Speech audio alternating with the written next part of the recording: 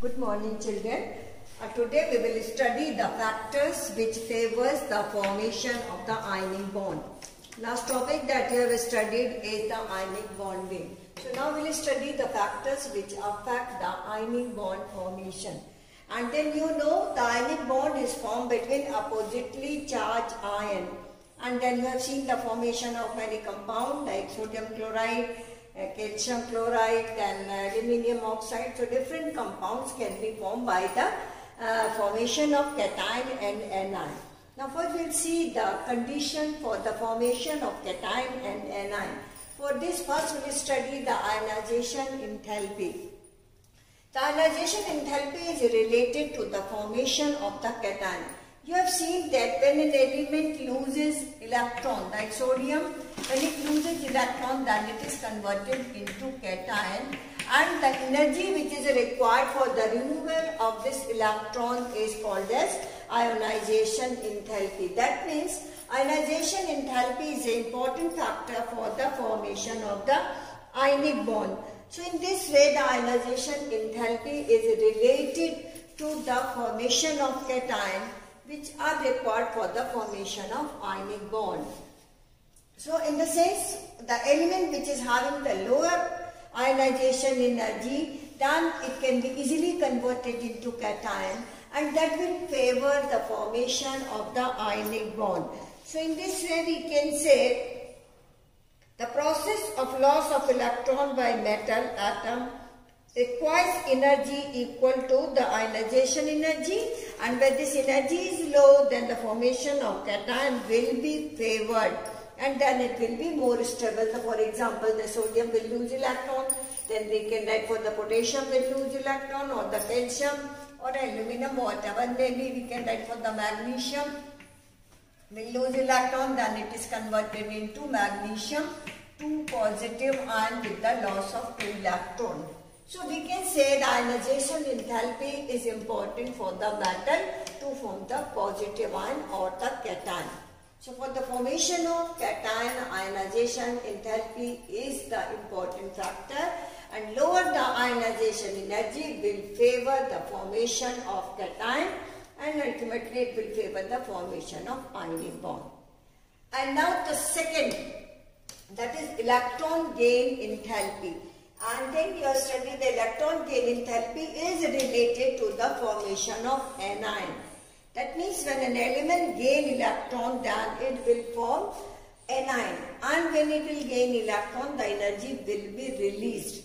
At some time it is required also, so we can write the energy change. For example, the oxygen that is having the 2,6 electronic arrangement, it will gain 2 electron and will convert into 2 minus ion, and then there is the release of energy that is measured in terms of electron gain enthalpy. Because it is the released energy, so it is having the negative value. Negative sign means there is the release of energy, and then there is no change in the face value of the energy. So more negative will be the electron gain enthalpy, the more stable will be anion.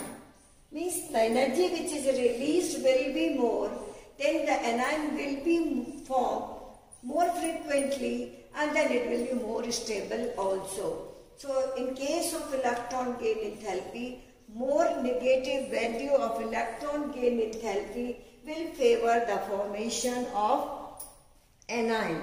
So in this way we can say that formation of anions will be favored in terms of electron gain enthalpy. Now we can say the greater the negative value of electron gain enthalpy, more is the tendency of an atom to form an ion. So we can take the example of halogen also. Halogens are most electronegative because they are having 7 electrons in their outermost shell. So they have tendency to gain 1 electron. We can take the example of chlorine. It will gain 1 electron, will convert into chloride ion. So here the electron gain enthalpy has an important role. Now the third point is the lattice enthalpy. Now the cations and anions which are formed here, when they combine with each other and they are converted into solid state, there will be the packing of cation and anion, and that is called as lattice. So that we explain in terms of lattice. For example, when sodium ions are surrounded by the chloride ion, then you will get the structure of sodium chloride. Here we can write the sodium ion, chloride ion. Again there will be the sodium ion. So there is the arrangement of the sodium and chloride ion in the space, and this arrangement is called as lattice. So when we talk about the energy, then we have to fix the amount of the substance. So we can define the lattice energy, and that is again the energy. So the lattice energy, it may be defined as the amount of energy released when 1 mole of ionic solid is formed by the close packing of gaseous ions of opposite charges. So we can also write there the required number of opposite charges. For example, for sodium chloride, we need 1 mole of sodium ion and 1 mole of chloride ion. But when we talk about calcium chloride, then we need 1 mole of calcium ion and 2 mole of the chloride ion. So when they will combine to form 1 mole of the solid substance, then the energy released is called as lattice enthalpy.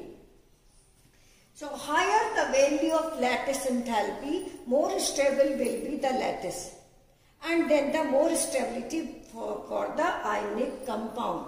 So in this way, lattice enthalpy is also responsible for the ionic bond formation. If the energy release will be more, then the more stable ionic compound will form.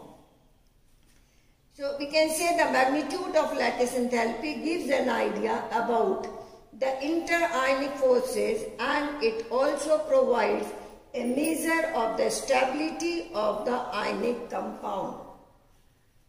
It depends on the different factors like the size of the ion, the charge on the ions, and this, because the energy that is released here, that depends upon the magnitude of the charge present on the cation or anion, and then it also depends upon the size of cations and anion.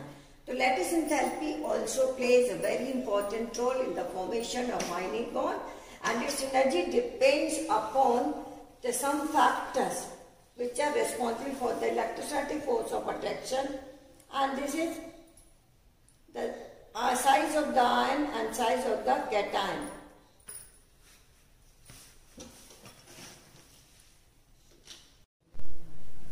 Yes, now we can say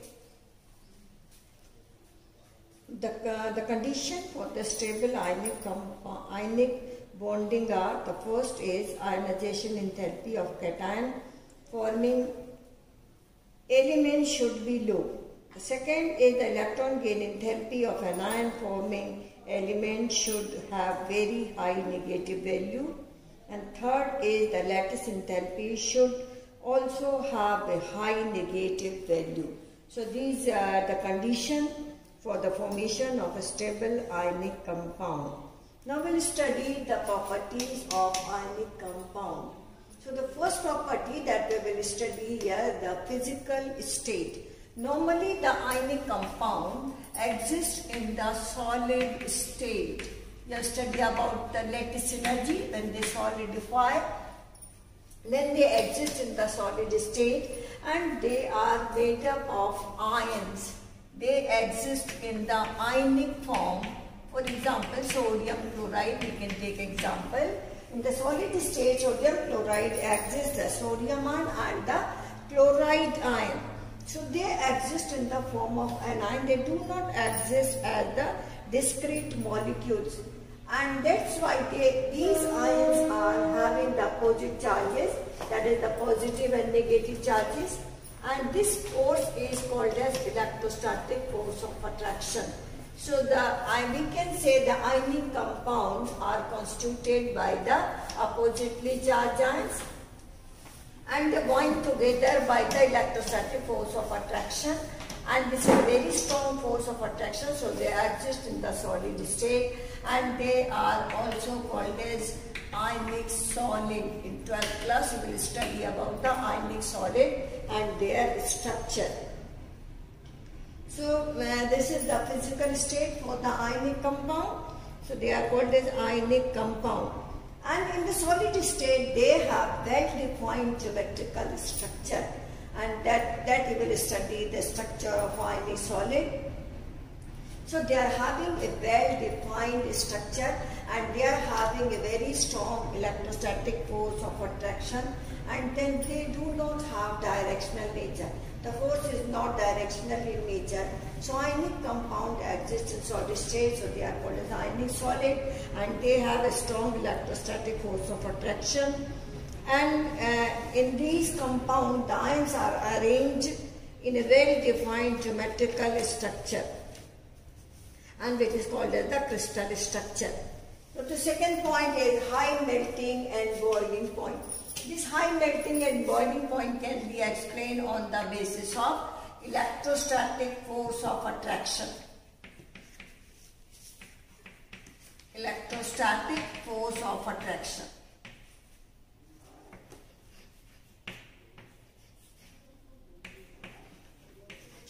Because they are made up of oppositely charged ions, and the force is working between these ions. Due to this strong force, these compounds have high melting even and high boiling point also. So to explain the melting point, we have to write about the strong electrostatic force of attraction. That means because it is strong force, that means more amount of energy is required for the breaking of these bonds. And for the melting, you know, when solid is converted into liquid state, that is called as melting. That process is called as melting. So at a particular temperature, the solid start melting. That means their molecules will become free, or there is a breaking of this electrostatic force of attraction, because this is a very strong force, and that's why large amount of energy is required for the breaking of electrostatic force of attraction. So this is for the high melting and boiling point of the ionic compound. Now the next is the solubility. Because they are in the ionic nature, so we divide the solvent into two categories. One is the polar solvent and other is non-polar solvent. So you know the water is a polar solvent. The solubility we write first is water. Water is a polar solvent. Polar solvent. And water has very high dielectric constant. So it has power to separate the ions. You already know when it dissolves sodium chloride into water, then the ions will be separated. So for the solubility, the ionic compounds are soluble in the polar solvent, and then you can say the water. So generally the ionic compounds are soluble in water because water is a polar solvent. Some other solvent, like we use the oil and other substance, which are called as non-polar solvent. Non-polar solvent. So ionic compounds are insoluble in the non-polar solvent. So we can write the ionic compounds are generally soluble in water, but they are insoluble in the non-polar solvent, like benzene, carbon tetrachloride. They are in oil, they are insoluble. The solubility can be explained in terms of ionic nature because they are made up of ions. So water has property to separate these ions. That's why the ionic compounds are soluble in water. The next property is the electrical conductivity. The meaning of electrical conductivity means when we pass electricity through these compounds, then if the current flows through them, then they are called as conductor. This is the definition for the conductor. So in the solid state, the sodium and chloride ion which are present in the lattice, they are in solid state, so they cannot move from their position.